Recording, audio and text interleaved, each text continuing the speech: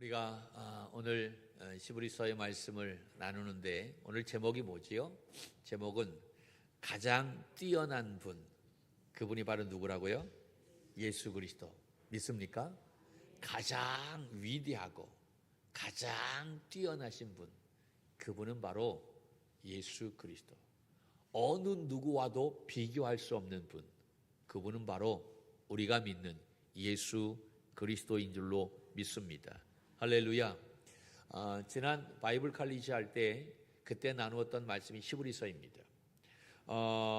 그때 참석하신 분들은 알겠지만 이 히브리서는 신약 성경 가운데서도 어렵기로 손에 꼽을 만한 그러한 성경 가운데 하나입니다. 우리가 어렵다라고 하면 요한계시록을 이야기하는데 요한계시록 못지않게 어려운 그러한 성경 가운데 하나가 이 히브리서의 말씀입니다.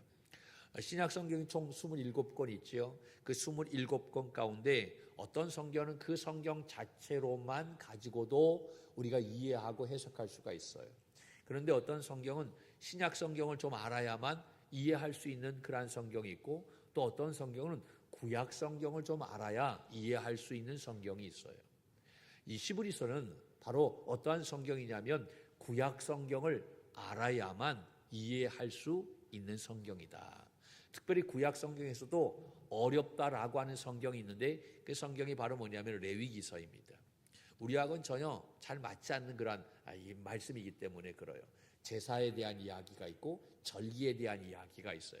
우리의 상황과는 전혀 다른 그러한 모습이죠. 우리는 설, 추석 이러면 잘 이해가 되는데 유월절, 초막절, 이런 우리 생소한 그러한 절기가 나오니까 우리하고는 전혀 관계없는 그러한 말씀들이 나와서 참 받아들이기 어려운 그러한 말씀 가운데 하나인 거예요. 그런데 이 히브리서는 바로 그 레위기의 말씀, 그리고 뿐만 아니라 예레미야의 말씀, 예레미야가 또 구약에서는 굉장히 길잖아요.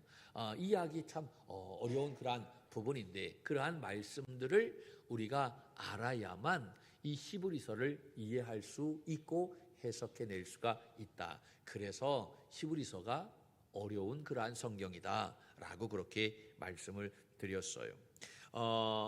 특별히 어렵지만 그러나 우리 히브리서를 공부한 분들은 그 말씀을 이미 다 이제 숙지하셨기 때문에 할렐루야, 그리 큰 문제가 되지 않으리라 생각합니다. 특별히 이 히브리서는 무엇에 대해서 강조하고 있냐면 예수 그리스도에 대해서 강조하고 있는 성경 가운데 하나입니다. 이 히브리서에서 발견된 예수님에 대한 말씀이 40번 이상이나 나와 있는 것을 볼 수가 있어요. 예수님에 대해서 가장 많이 말하는 성경이 바로 복음서라고 이야기할 수 있겠죠. 복음서라고 이야기한다면 마태복음, 마가복음, 누가복음, 요한복음, 이걸 사복음서라고 얘기하죠. 이 복음서는 예수님의 생애에 대해서 이야기하고 있기 때문에 당연히 예수님에 대해서 가장 많이 말하고 있지요. 그와 마찬가지로 이 복음서 못지않게 예수님에 대해서 말하고 있는 성경이 의외로 히브리서다라고 하는 것입니다. 또 요한계시록도 예수님에 대해서 굉장히 많이 말씀하고 있는 것을 볼 수가 있는데, 이 복음서에서 말하는 예수님은 객관적인 내용을 말하고 있어요. 그런데 히브리서에서 말하는 예수님은 지금 나의 현실과 관련된 하나님의 성품, 또 하나님이 하신 일, 그리고 앞으로 하나님이 어떻게 하실 일, 그러한 것을 직접적으로 언급하고 있는 말씀이기 때문에 어쩌면 복음서보다도 나의 현실에 와 닿는 말씀이 바로 이 히브리서의 말씀이다라고 이야기할 수 있는 거예요. 우리가 히브리서를 서신서라고 얘기하면 따라해 볼까요? 서신서. 더 크게 이쪽 서신서. 이쪽 서신서. 이쪽이 훨씬 더 크네. 서신이라고 하는 것은 뭐죠? 편지라는 얘기예요. 여러분, 편지를 쓰면 거기에 뭐가 들어갑니까? 인사말이 들어가죠. 그리고 누가 썼다라고 하는 것이 들어가잖아요. 저도 군대에 있었을 때 그때 이제 부모님에게 편지를 쓰잖아요. 그때 의무적으로 뭐 다 써야만 되네. 안 쓰면 큰일 나는 거니까. 부모님 전상서 보십시오. 소자 아들이 씁니다. 평안합니다. 라고 그렇게 쓰잖아요. 기체우 일학만강하옵시며 라고 이렇게 뭐 다 이렇게 하잖아요. 거기에 보면 첫 번째로 당연히 편지에는 인사말이 들어가야 되는 거. 그리고 누가 썼다라고 하는 거. 아들입니다. 지금 건강하게 잘 있습니다. 이러한 내용을 쓰잖아요. 만약에 그것을 밝히지 않으면 누가 썼는지 그것이 기록되어 있지 않으면 그 편지를 개봉합니까? 개봉하지 않아요. 불분명하기 때문에 이게 누가 썼는지 모르면 그것을 열어보지 않는다라고 하네요. 그런데 히브리서는요, 희한하게 이렇게 저자가 누구인지 나와 있지 않아요. 인사말도 나와 있지 않아요. 그러한 이것이 바로 이 히브리서다라고 하는. 그것은 왜 그러면 이렇게 인사말도 없고 저자도 없을까? 그 이유는 그것을 쓸 수 있을 만한 여유가 그만큼 없다라고. 그만큼 상황이 급박하다라는 이야기를 말하고 있는 거예요. 이 말씀은 누가 썼는지 그것보다 더 중요한 것이 바로 뭐냐면 그 시대의 상황, 역사적인 상황이 무엇인가, 그것이 더 중요하다라고 하는 것을 말하고 있는 거예요. 결론적으로 얘기한다면 이 히브리서는 언제 기록이 되어졌냐면 어느 때의 그 상황을 말하고 있느냐면 AD 64년경, 한참 거슬러 올라가는 거예요. 지금 우리가 지금 몇 년이에요? 2025년이니까 몇 년 전의 이야기입니까? 2000년 거의 전의 이야기인 거예요. AD 64년경에 어떠한 일이 일어나게 되어졌냐면 로마에 엄청난 대화재가 일어나게 되어졌어요. 그때 그 로마를 누가 다스렸냐면 네로라고 하는 황제가 다스렸어요. 다 알고 있죠? 네로. 아주 흉악하기로, 악독하기로 한, 정말 사이코와 비슷한 그러한 존재라고 우리는 알고 있잖아요. 그 네로가 그 로마를 다스리고 있었을 때에 그 로마시에 큰 화재가 일어나게 되어졌어요. 그런데 그 화재로 말미암아 완전히 그 로마 시내가 완전히 다 쑥대밭이 되어졌어요. 그때 기록에 의하면 불을 끄는 그러한 이 장치가 있었다라고 이야기합니다. 그럼에도 불구하고 손도 못 댔어요. 엄청난 광풍이 불어가지고 큰 바람이 불어서 불이야, 새벽에 불이 났는데 불이야라고 뛰쳐나왔는데 들어가지 못했다라고 얘기합니다. 며칠 동안 계속되어졌냐면 9일에서 10일 동안 계속해서 불이 났다. 그리고 그 불을 쳐다만 보아야만 됐던 거예요. 바람이 멎어서야 그 불이 잠잠해질 수 있었던 거예요. 여러분, 며칠 전에 미국에서도 LA에서도 큰 불이 일어나게 되어졌죠. 여러분 생각해 보세요. 그 미국이라고 하는 나라가 어떤 나라입니까? 뭐 첨단 장비를 다 가지고 있는 그런 나라예요. 그런데 그 불이 일어나니까 그것도 그 불이 어디에서 일어나냐면 뭐 비버리 힐스, 뭐 헐리우드, 거기가 어디냐면 우리는 상상할 수 없는 사람들이 모여 사는 그런 곳이에요.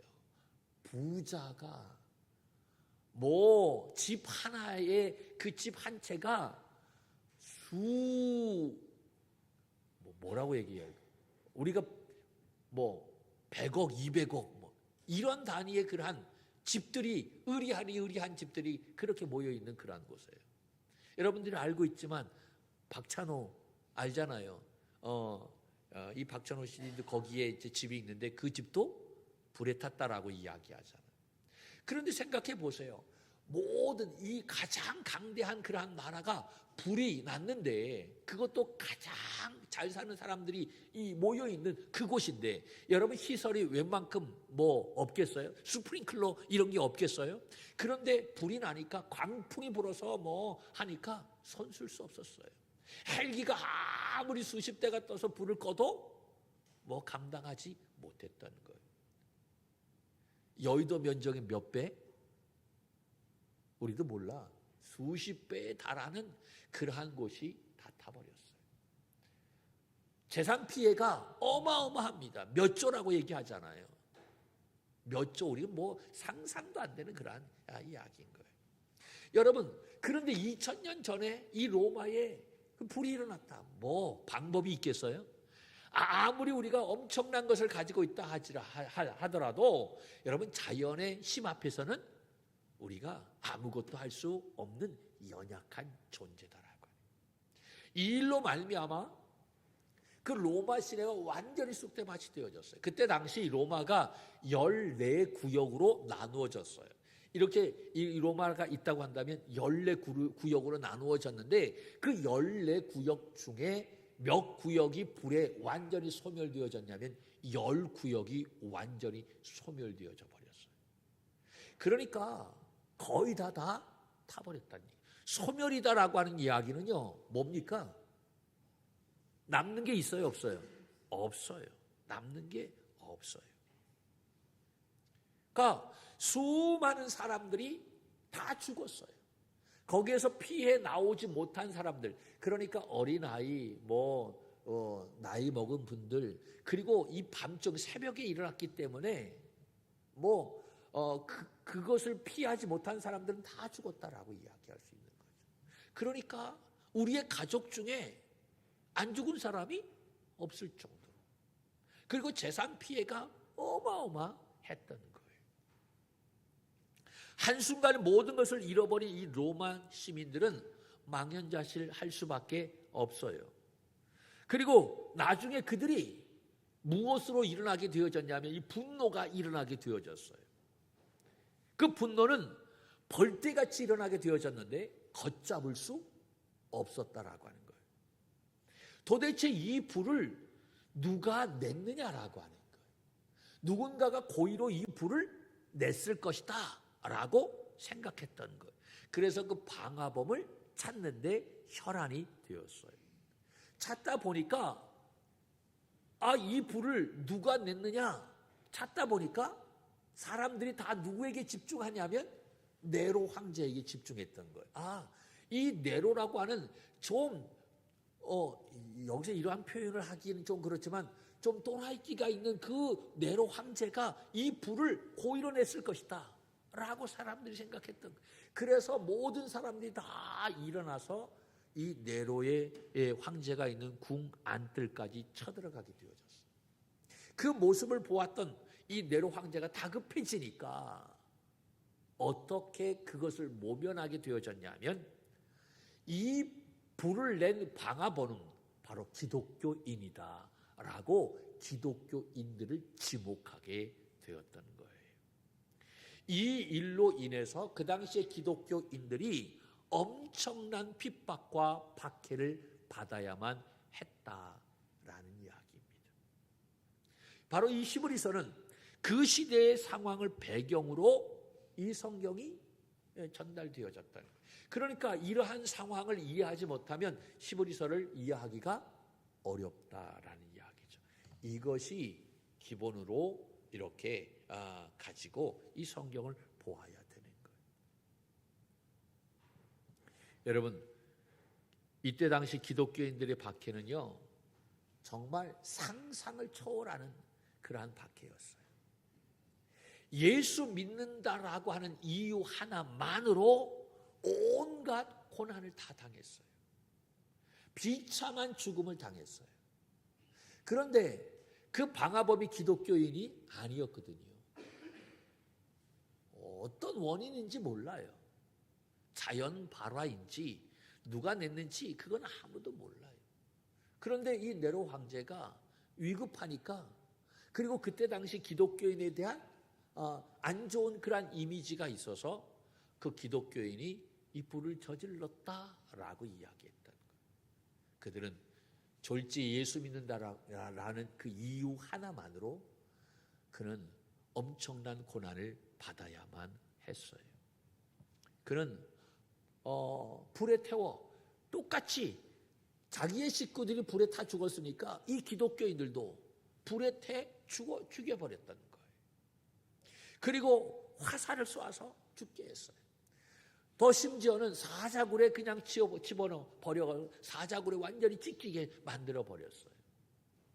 사냥개에 쫓기다가 사냥개에 물려 죽게 만들고 돌에 맞아 죽고 뭐 비참한 그러한 모습이었어요. 이러한 박해를 피해서 이들이 땅속으로 산으로 굴로 다 흩어지게 되었던 것입니다.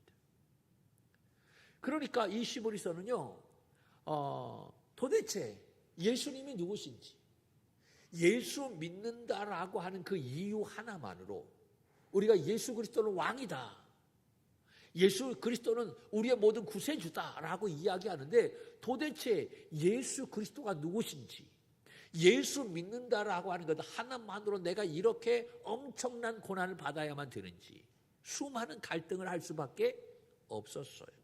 그리고 예수 믿는 이유만으로 나의 자녀가 잡혀가서 사냥개에 쫓기면서 죽어가는 그러한 모습을 바라만 봐야 했던 거예요. 내가 이러한 상황에서 정말 예수 믿는 것이 가치가 있는 것인가? 예수를 위해서 내 생명을 바치는 것이 정말 의미가 있는 것인가? 이러한 갈등에 있는 사람들에게 이 히브리서가 전달되었다라는 이야기. 그러니까 인사말이 나올 수 있어요? 뭐 내가 썼다라고 이야기할 수 없어요? 있어요? 없지. 바로 본문의 말씀이 나오는 거예요. 이때 하나님께서 결단하셨어요. 그 결단이 바로 뭐냐? 이제 내가 말하는 방법을 달리하겠다라는 이야기. 지금까지의 말하는 방법은 선지자들을 통해서 말씀하셨어요. 그런데 이제는 선지자들을 통해서 말하지 않고 너무 상황이 급박하니까, 그리고 이들이 이러한 수많은 갈등, 예수 믿는다라고 하는 것 때문에 이것이 가치 있나라고 하는 갈등이 너무 심하기 때문에 선지자들 가지고는 안 되니까 이제 누구를 통해서 내가 말씀하냐면 하나님께서 자기 아들인 예수 그리스도를 직접 보내서 그 예수 그리스도를 통해 말씀하시게 하셨다라는 이야기입니다. 여러분, 구약의 그 모든 그러한 성경을 보면 수많은 선지자들이 나오잖아요. 1절 말씀을 보면 이렇게 되어 있어요. 1절 볼까요? 시작. 옛적에 선지자들을 통하여 여러 부분과 여러 모양으로 우리 조상들에게 말씀하신 하나님이. 옛적은 구약을 이야기하죠. 구약에 선지자들을 통해서 그렇게 말씀하셨다라는 이야기. 여러분, 선지자는 하나님에게서 나와서 하나님을 등지고 하나님을 대신해서 사람들에게 사역하는 사람이 바로 선지자예요. 그러니까 선지자는 하나님의 뜻을 사람들에게 전하는 사람인 거예요. 그러니까 이 선지자의 사명은 바로 뭐냐면 하나님의 입의 역할을 감당했다라고 하는 거죠. 하나님이 직접 말씀하실 수도 있었지만, 여러분, 하나님이 직접 말씀하시면 우리가 감당합니까? 그 하나님을 어떻게 감당해? 죄인인 우리가. 그러니까 하나님은 직접 나와서 말씀하시지 않고 사람을 통해서, 선지자를 통해서 하나님의 뜻을 말씀하셨던 거예요. 그런데 지금 상황이 너무 힘든 어려운 상황이니까 이제 선지자로 될 수가 없어. 그래서 누구를 보내시겠다는 얘기예요? 나의 아들 예수 그리스도를 보내서 예수를 통해서 말씀하겠다라는 이야기인 것입니다. 여러분, 우리가 예전에 우리도 뭐 그랬는데, 뭐 우리가 싸우잖아요. 목사집도 싸우지 뭐. 지금은 안 싸우고 옛날에도 많이 싸웠어. 근데 싸우면 말을 안 하잖아요. 그럼 어떡합니까? 누구 시켜요? 주영이, 야 엄마한테 이렇게 해라. 그럼 얘가 엄마 아빠가 뭐라고 해요. 그러면 양반은 나한테 얘기하지 않고 또 누구한테 얘기해? 아들한테 얘기하지. 그래, 이렇게 하라. 이거 뭐 이러한 이야기인 거예요. 하나님께서 그렇게 사람을 통해서 이야기했다. 이젠 그러지 않고 직접 말씀하시겠다. 여러분, 어떠한 말을 할 때에 누가 말하는가 중요해요? 굉장히 중요해요. 중요하죠. 어린아이가 말하는 거하고 어른이 말하는 거하고 차이가 있어요, 없어요? 있어요. 일개 사원이 말하는 거하고 그 회사를 만든 사장이 말하는 거하고 차이가 있어요, 없어요? 있어요. 책임의 소재가 다르다라고 하는 거지. 누가 말하느냐에 따라서 그 말의 무게와 또 신빙성이 다르다라는 것. 선지자가 말하는 거하고 하나님의 아들 예수 그리스도가 말하는 거하고는 천지 차이가 난다라는 이야기입니다. 그러면서 예수 그리스도가 누구이신지에 대해서 오늘 이 말씀은 잘 나와 있는데, 여러분 2절에 보면 예수님이 바로 누구십니까? 그 하나님을 대신해서 말씀하시는 예수 그리스도, 그의 아들 예수 그리스도, 그분은 바로 누구냐? 2절에 보면 모든 날 마지막에 누구를 통하여? 아들을 통하여 말씀하셨으니, 이 아들은 바로 누구냐? 만유의 상속자. 첫째로 이 아들은 만유의 상속자가 되신다.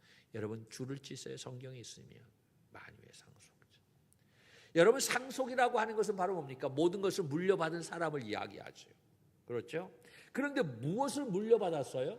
만유입니다. 만유. 만유가 뭡니까? 우주에 존재하는 모든 것을 이야기하는, 이 모든 것을 그 아들이신 예수 그리스도가 다 물려받았다. 그렇다고 한다면 여러분 여기에 우리의 생명도 포함이 됩니까? 안 됩니까? 포함이 돼야 안 돼요?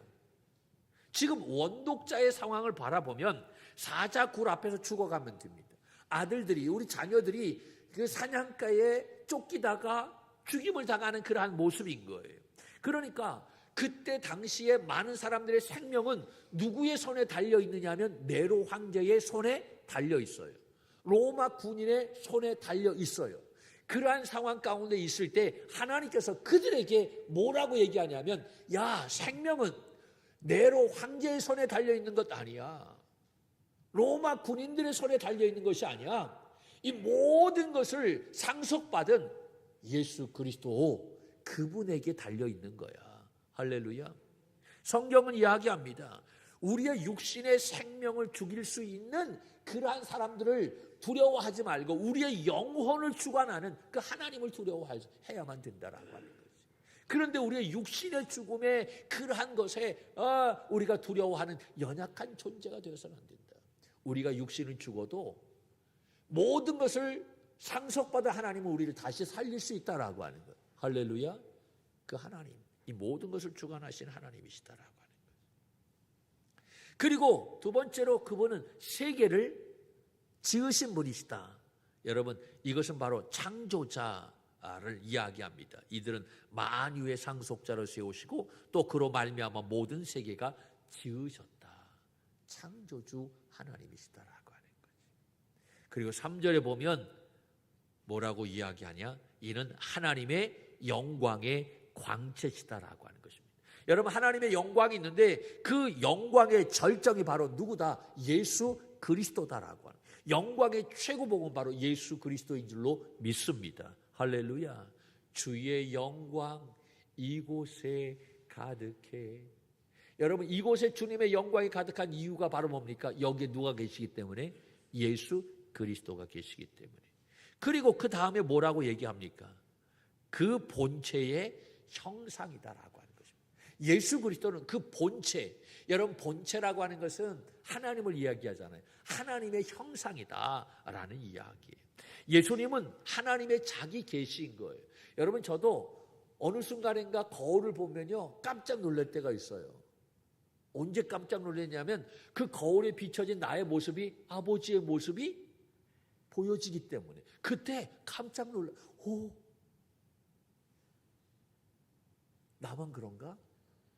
여러분이 거울을 봤을 때 부모님의 모습이 안 보입니까? 여러분의 모습은 부모의 본체인 거예요. 그렇잖아요. 바로 예수 그리스도가 바로 그 본체의 형상이다.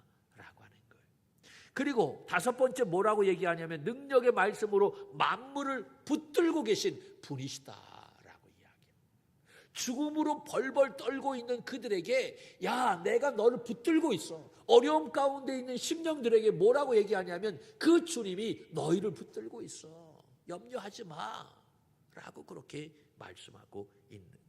이 세상을 창조하시고 다스리시고 통치하시는 분은 그분이 모든 것을 붙들고 계시다. 할렐루야. 고난당하고 있는, 어려움을 당하고 있는 여러분, 내일 군대 가는 호수를 붙잡고 계시는 줄로 믿습니다. 할렐루야. 염려하지 말아라라고 하는 거예요. 그리고 죄를 정결케 하시고 또 뿐만 아니라 7번째, 그분은 하나님 우편에 앉아 계신 분. 이렇게 그 예수 그리스도가 어떠한 분인지에 대해서 7가지로 이야기하고 있는데, 결론적으로 얘기한다면 이 7가지의 모든 것은 결국 예수 그리스도는 누구다라고 하는 거예요? 하나님이시다라고 하는 거예요. 하나님. 할렐루야. 그 예수 그리스도가 하나님이신데 그분이 말씀하고 있다라고 하는. 그러니까 그분이 말씀하면 진짜다 아니다? 진짜다. 그러니까 염려하지 말아라. 죽음 앞에서도 두려워하지 말아라 라고 하는 거예요. 우리의 생명을 주관하고 계시는 분은 여호와 하나님이시다. 할렐루야. 그분만 바라보라 라고 하는 것입니다.